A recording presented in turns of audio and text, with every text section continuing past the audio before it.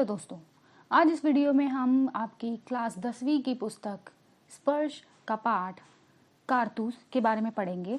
और इस चैप्टर के जो रचनाकार हैं उनका नाम है हबीब तनवीर जी। तो हबीब तनवीर जी ने इस एकांकी के माध्यम से, सबसे पहले तो जैसे कि हमारी काव्य में बहुत सी विधाएं होती है, उसी तरीके से हमारी गद्य में भी विधाएं होती है, जिसमें से एक है एकांकी, यानी इसको एक नाटक के रूप में प्रस्तुत किया जाता है। और इस एकांकी में कैसे जाबाज के कारनामों का वर्णन है, जिसका एकमात्र लक्ष्य था अंग्रेजों को इस देश से बाहर करना।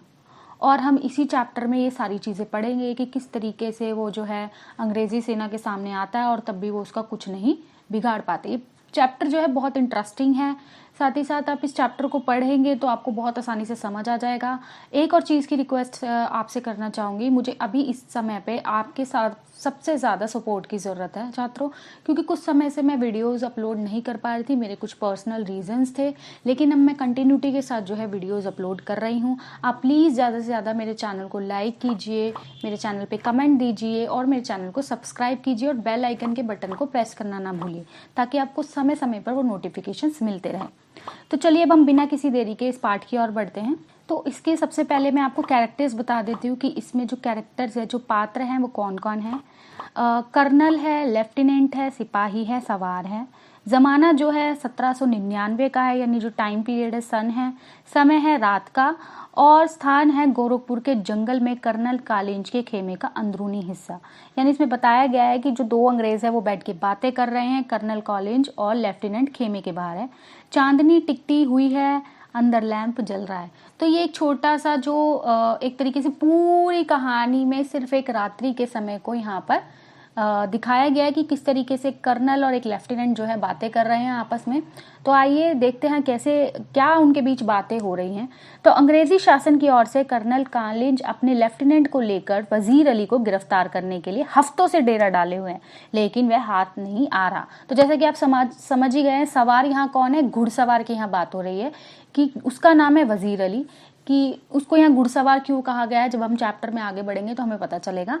और जो वजीर अली है, जैसा कि मैं बता ही चुकी हूँ, एक बहादुर सिपाही की यहाँ बात की जा रही है। तो जो वजीर अली है वही वो बहादुर सिपाही है जिसने अंग्रेजों की नाक में दम कर रखा है और उनको वो देश से बाहर निकालना चाहता है। तो यहाँ पे अंग्रेजी सरकार की ओर से उसको ऑर्डर मिला है कर्नल को कि उसको पकड़ना है कैसे भी। तो काफ़ी टाइम से जो है उस जंगल में डेरा डाले बैठे हैं और वो जो लेफ्टिनेंट और कॉलिंज है वो बैठ कर बातें कर रहे हैं। वजीर अली के दिल में अंग्रेजों के प्रति नफरत है, जैसा कि मैं शुरू में ही बता चुकी हूँ। सादत अली आसिफुद्दौला का भाई है। अब यहाँ हम सादत अली और आसिफुद्दौला दो नाम हमने पढ़े हैं, अब हम इनको आगे जानेंगे कि सादत अली कौन है और आसिफुद्दौला कौन है। तो एक छोटी सी स्टोरी भी हम यहाँ देख लेंगे कि सादत अली और आसिफुद्दौला जो दोनों भाई हैं, इनके बीच में क्या है।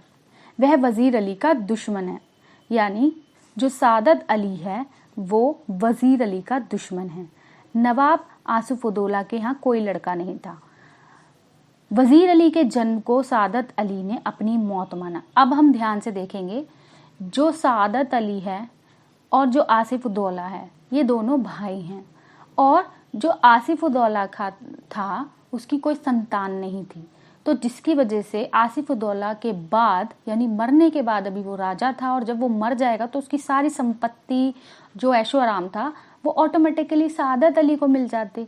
लेकिन वजीर अली पैदा हो गया, यानी उनके घर में बच्चा पैदा होने की नाउम्मीद थी, लेकिन कैसे न कैसे आसिफुद्दौला के यहाँ कोई लड़का नहीं था और लड़का हुआ और उसका नाम था वजीर अली। तो ऑब्वियस ही बात है, अब जो प्रॉपर्टी थी, जो भी ऐशो आराम था, जो भी संपत्ति थी, वो किसको मिलने वाली थी, वो उनके आसिफुद्दौला के बेटे को मिलने वाली थी, और जो थे वजीर अली। तो इसलिए जो सादत अली था वो अपने भतीजे को अपना दुश्मन मानता था। तो ये क्लियर हो गया होगा यहाँ कॉन्सेप्ट। अभी भी ना समझ आया तो कमेंट करके बताइएगा, मैं इसका रिप्लाई दूंगी। वजीर अली के जन्म को सादत अली ने अपनी मौत माना। अंग्रेजों ने सादत अली को अवध के तख्त पर बिठाया था, यानी आसिफुद्दौला थे वो अवध के राजा थे, लेकिन आसिफुद्दौला की मौत के बाद वजीर अली को वहाँ का राजा नहीं बनाया गया। किसको बनाया गया? सादत अली को। सादत अली किनके साथ मिल गया? अंग्रेजों के साथ। उनकी चाटुकारिता करने लगा, उनका गुलाम बन गया। और इस वजह से उस समय जो अंग्रेज़ थे उनका शासन था, जैसे कि आप हिस्ट्री में पढ़ते ही आए हैं, अपनी सामाजिक की पुस्तकों में एसएसटी में पढ़ते ही आए हैं कि किस तरीके से वो सिर्फ एक बिजनेस करने आए थे और धीरे धीरे उन्होंने हम पे अपना अधिकार जमाना शुरू कर दिया। तो वह अंग्रेज़ों का दोस्त था और ऐश पसंद था। ऐश पसंद यानी काफ़ी ज़्यादा, जिसको हम कह सकते हैं भोग विलास पसंद करने वाला। उसने अंग्रेज़ों को अपनी आधी जायदाद तथा 10 लाख रुपए दे दिए। अब जब 10 लाख 1799 में, समझ सकते हैं कितना ह्यूज अमाउंट है। यानी उसने क्या किया, जो भी उसकी प्रॉपर्टी थी उसका आधा हिस्सा अंग्रेज़ों को दे दिया, क्योंकि अंग्रेज़ों ने उसको मदद की, उसको अवध का राजा बना दिया, नहीं तो वजीर अली बनता। तो अंग्रेज़ों ने उसकी हेल्प की, तो उसने अंग्रेज़ों को 10 लाख रुपए दिए प्लस उनको अपनी आधी प्रॉपर्टी दे दी। अब कुछ पाना है तो कुछ खोना तो पड़ेगा ही। अब वह मज़े करने लगा। अब ऑब्वियस ही बात है, उसको वो अवध का राजा बन गया, उसके ऊपर सारा जो है सब उसके अंडर हो गया, तो वो वहाँ ऐश करने लगा। वजीर अली ने अफगानिस्तान के बादशाह शाहे जमा को हिंदुस्तान पर हमले की दावत दे डाली।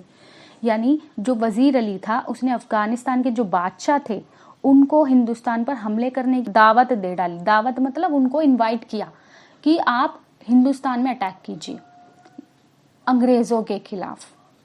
कर्नल का कहना है कि अफगानिस्तान को हमले की दावत सबसे पहले टीपू सुल्तान ने दी, और टीपू सुल्तान भी जो थे अंग्रेजों के कट्टर दुश्मन थे। तो वजीर अली से पहले जो अफगानिस्तान के बादशाह थे, उससे पहले टीपू सुल्तान ने उनको इनवाइट किया, फिर वजीर अली ने, और फिर वजीर अली ने ही उन्हें दिल्ली बुलाया, और फिर शमसुद्दौला ने। यानी ये स्टेप बाय स्टेप सबने अफगानिस्तान के जो बादशाह थे उनको इनवाइट किया कि आप हिंदुस्तान पे आक्रमण कीजिए और ये जो अंग्रेज अपना आधिपत्य जमाते जा रहे हैं इनको खदेड़ के भगाइए। यह शमसुद्दौला नवाब बंगाल के रिश्ते का भाई था, और ये बंगाल में जो नवाब थे उनका बहुत ये रिश्ते में था। इस प्रकार कंपनी के खिलाफ सारे बंगाल में एक लहर दौड़ गई थी, और ऑब्वियस सी बात है जो बंगाल के नवाब थे उनका वो भाई था, रिश्ते में था मतलब एक तरीके से। तो बंगाल में जो थी आज़ादी की लहर दौड़ गई। यदि ये कामयाब हो गई तो लॉर्ड क्वाइन ने जो बक्सर और प्लासी में जो कुछ पाया है वो लॉर्ड वेल्जली के हाथों चला जाएगा। और जो लॉर्ड्स होते थे उस समय पे, जिनको डिवाइड किया जाता था किस तरीके से वो अपना काम करते थे, तो अगर जो भी लॉर्ड क्लाइव ने पाया था बक्सर और प्लासी की लड़ाई में, वो सब जो अब लॉर्ड बने हुए हैं उनके हाथों से चला जाता, उनकी वजह से खो जाता। कर्नल बताता है कि हमारी एक पूरी फौज वजीर अली का पीछा कर रही है, और वो स्टेप बाय स्टेप बातें कर रहे हैं, और वो बता रहे हैं कि हमारी एक बहुत बड़ी फौज काफ़ी समय से वजीर अली को ढूंढ रही है, वह बरसों से हमारी आंखों में धूल झोंक रहा है। ये बहुत बहादुर आदमी है, एक तरीके से देखिए उसको पकड़ना भी है और यहाँ उसकी प्रशंसा भी हो रही है। उसने कंपनी के वकील का कत्ल कर दिया था, और जो ईस्ट इंडिया कंपनी थी उसका जो वकील था, जो लॉयर था, उनकी तरफ से केसेस वगैरह हैंडल करता था, उसने उसको भी मार दिया था। वकील के कत्ल का किस्सा यूं हुआ कि कंपनी ने वजीर अली को उसके पद से हटाने के बाद, यानी वजीर अली जिस भी पोस्ट पे था, जिस भी अवध के नरेश से, उसको हटाने के बाद 3 लाख रुपया सालाना वजीफा देकर बनारस भेज दिया। यानी 3 लाख रुपए उसको साल का देकर उसको बनारस भेज दिया। कुछ महीने बाद उसे गवर्नर जनरल ने कलकत्ता बुलाया। इस पर वजीर अली ने बनारस में रहे कंपनी के वकील के पास गया।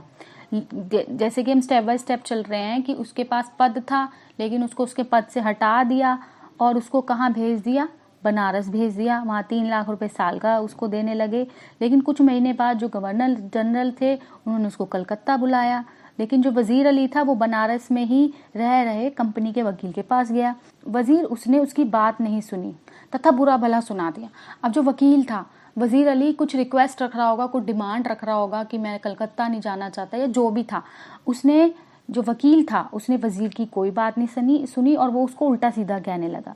वजीर अली ने तलवार से उसकी हत्या कर दी। यानी वजीर अली ने सोचा नहीं, क्योंकि एक तरीके से वो भी गुस्से में था कि वो अंग्रेज़ों का एक तरीके से गुलामी हम कह सकते हैं, तो उसने उसकी गुस्से में हत्या कर दी। फिर वह आजमगढ़ की तरफ भाग गया। वहाँ शासन ने उसे अपनी हिफाजत में घाघरा तक पहुंचा दिया। अब जो शासन था, जो अंग्रेज थे, उन्होंने उसको पकड़ लिया और उसको वैसे तो घाघरा तक पहुंचा दिया।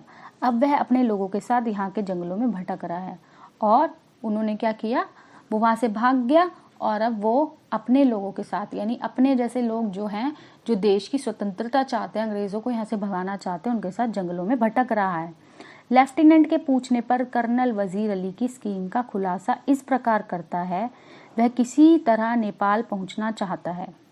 यानी जब लेफ्टिनेंट ने पूछा कर्नल से क्या वो चाहता है, तो लेफ्टिनेंट को कर्नल ने वजीर अली का जो भी प्लानिंग है उसके बारे में बताया कि वह किसी तरीके से नेपाल जाना चाहता है। कौन? वजीर अली। क्यों जाना चाहता है? वह अफगानी हमले का इंतज़ार कर रहा है और अपनी ताकत बढ़ाना चाहता है। यानी वो हिंदुस्तान में अगर रहेगा तो जो अंग्रेज़ है उसको वो पकड़ने के लिए लगे ही रहेंगे, इसलिए वो नेपाल जाना चाहता है और वहाँ जाके अपनी जो फ़ौज है, जो लोग हैं, उनको बढ़ाना चाहता है, अपनी ताकत बढ़ाना चाहता है और अफगानी हमले का इंतज़ार कर रहा है। वह सादत अली को हटाकर खुद अवध पर कब्जा करना चाहता है। ऑब्वियस सी बात है, अभी वो जो उसके चाचा हैं वो वहाँ पर कब्जा कर रहे हैं, राज कर रहे हैं, उसकी वजह से क्या हो रहा है, अंग्रेज़ों का आधिपत्य वहाँ हो गया। लेकिन वजीर अली चाहता है कि अफगानिस्तान से हमला हो और वो अपने चाचा को अवध से हटाए और खुद वहाँ पर बैठे। वह अंग्रेज़ों को हिंदुस्तान से निकाल देना चाहता है। तभी एक सिपाही आकर कर्नल को बताता है कि दूर से धूल उड़ती हुई दिखाई दे रही है। कर्नल और लेफ्टिनेंट दूर से ही देखते हैं कि केवल एक घुड़सवार है। अब पता चला कि यहाँ पे वजीर अली को घुड़सवार क्यों कहा गया है। वजीर अली को घुड़सवार इसलिए कहा गया है क्योंकि वो घोड़े पर आ रहा है। अब आप देखिए कि जिसको वो पकड़ना चाहते हैं वो स्वयं उनके पास आ रहा है, वो खुद इसके पास आ रहा है। तो हम देखते हैं आगे, जो उसकी ओर बड़ा चला आ रहा है। उन्हें लगता है कि वह वजीर अली का कोई आदमी होगा, यानी उन्होंने वजीर अली को देखा नहीं है कैसा है। आज के टाइम में तो क्या होता है, इतनी टेक्नोलॉजी है, किसी को पकड़ना है तो फोटो सर्कुलेट हो जाती है। उस समय में ऐसा नहीं था, होगा अभी तो बहुत कम होता होगा। तो अब उन लोगों ने वजीर अली को नहीं देखा था, तो उनको लगा ये कोई उसका आदमी होगा जो उनसे मिलकर वजीर अली को गिरफ्तार करवाना चाह रहा होगा। अब इन लोगों को क्या लग रहा है कि ये आदमी शायद इनके साथ मिलना चाह रहा है और वजीर अली को पकड़वाना चाह रहा है। तभी वह घुड़सवार आता है और एकांत की मांग करता है। एकांत होने पर वह कर्नल को बताता है कि वजीर अली को गिरफ्तार करना बहुत कठिन है। फिर वह चंद कारतूस मांगता है और वो उनको वजीर अली के बारे में बताता है। मतलब वो खुद वजीर अली है, बट वो उनके आगे प्रिटेंड कर रहा है कि वजीर अली कोई और है, मैं वजीर अली नहीं, और वो लोग भी उसको नहीं पहचान पाए। और फिर वो कुछ चंद कारतूस की, जैसे कि हमें चैप्टर की हेडिंग से ही पता चल गया कि वो कुछ कारतूसों की मांग करता है, कारण बताता है। जब उससे कारण पूछा जाता है कि तुम्हें कारतूस क्यों चाहिए, तो वो बताता है कि वजीर अली को गिरफ्तार करने के लिए। यानी वो उनके आगे ऐसे प्रिटेंड करता है कि मुझे वजीर अली को पकड़ना है, मैं भी उसको पकड़ना चाहता हूँ। तो ऑब्वियस ही बात है, वो तो चाहेंगे भैया ये भी हमारे दुश्मन का दुश्मन है, तो चलो इसकी हेल्प करते हैं। कर्नल उसे 10 कारतूस दे देता है। कारतूस लेकर वह सवार अपना नाम वजीर अली बताता है और घोड़े पर बैठकर चला जाता है। लेफ्टिनेंट और कर्नल देखते रह जाते हैं। यानी एक तरीके से हम कह देते हैं कि नाक के नीचे से, मुहावरे का अगर हम प्रयोग करें कि नाक के नीचे से उनके जो है कारतूस भी ले गया, उनकी परमिशन से ले गया, चोरी भी नहीं करनी पड़ी, डाका भी नहीं डालना पड़ा, अपना नाम भी बता गया, तब भी वो लोग कुछ नहीं कर पाया। और अब तो उन्होंने उसका हुलिया भी देख लिया, शक्ल भी देख लिया, तो अब शायद वो आगे के लिए ध्यान रखेंगे। तो चैप्टर देखिए बहुत आसान था। आशा करती हूँ आपको आसानी से समझ आया होगा। छात्रों, फिर मैं रिक्वेस्ट करती हूँ मेरे चैनल को ज़्यादा से ज़्यादा सपोर्ट कीजिए, वीडियोस को लाइक कीजिए, कमेंट कीजिए और चैनल को सब्सक्राइब ज़रूर कीजिए। धन्यवाद।